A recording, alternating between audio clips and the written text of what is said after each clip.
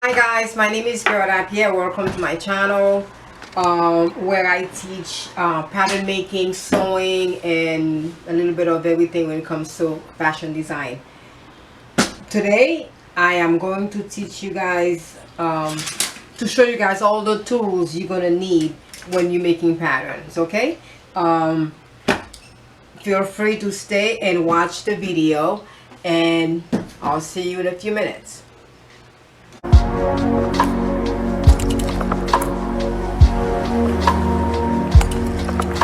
Okay, once you have your ideas on paper, what you do, then you're gonna start making your pattern. So before you start making your pattern pieces, you're gonna need all your tools.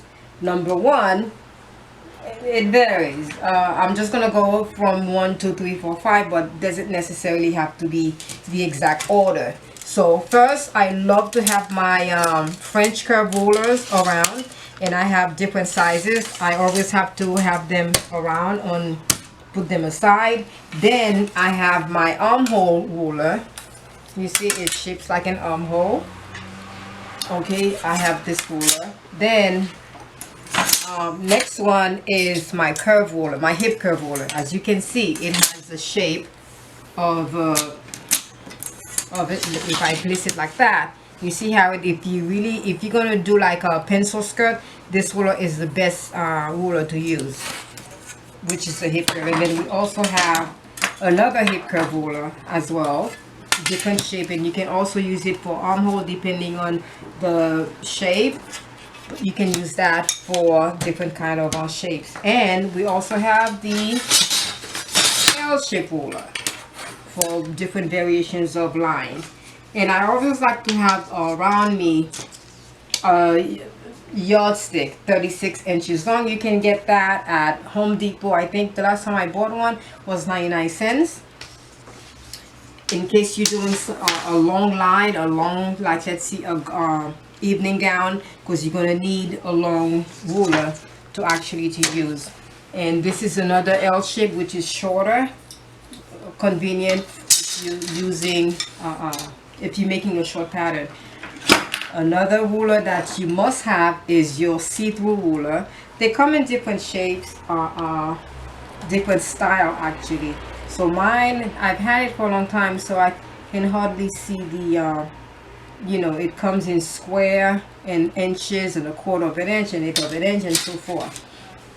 I have a couple of those. They come in green, and all these rulers you can find them on Amazon or any other stores.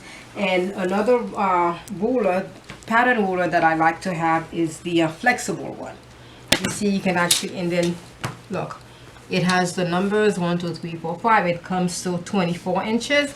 Then you can actually place it around in case you're doing what type of pattern you're making, and you can actually place it around. It's flexible. You see, you can actually move it, fold it, and so forth.